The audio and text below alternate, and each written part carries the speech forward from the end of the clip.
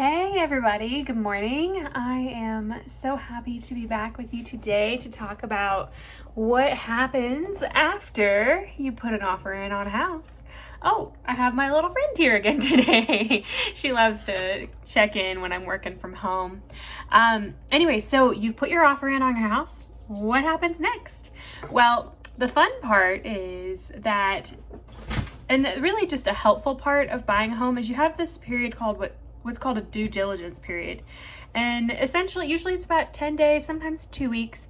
That allows you as the buyer to go and get what's called an inspection done.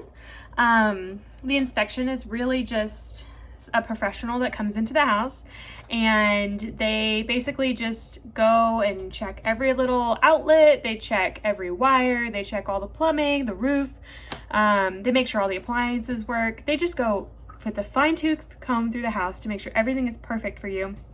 If something is not working well, what they often do is they recommend that you have a professional come in and look at those things to fix them, or you can negotiate with the home seller to fix some of those things, especially some of the bigger items on that list. I know, again, when I bought my house, I think I told you guys the story that, we had the inspector come in, and one of the things that was broken in my house is the kitchen stove. It wasn't working properly, and so what they actually did is they negotiated with me, the buyer, and we were able to get them to replace that stove before we closed on the house. So that was something that we did together that was super beneficial from the inspection. The other part of this due diligence period and after is what's called kind of the financing contingency.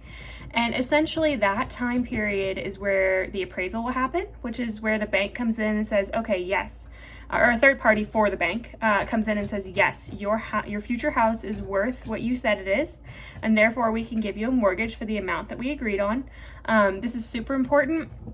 It's something that really just, if you don't have an appraisal that comes back at the right price, then you have to renegotiate with the seller, or you have to bring more money to the table. In my case, I had that happen one time, and I actually dropped the contract because the sellers weren't willing to negotiate, and it was too much money for me to come up with in cash. So I was just like, this isn't a good investment for me.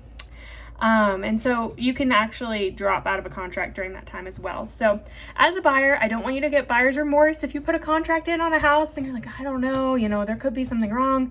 We actually have time periods and systems in place to help you with that.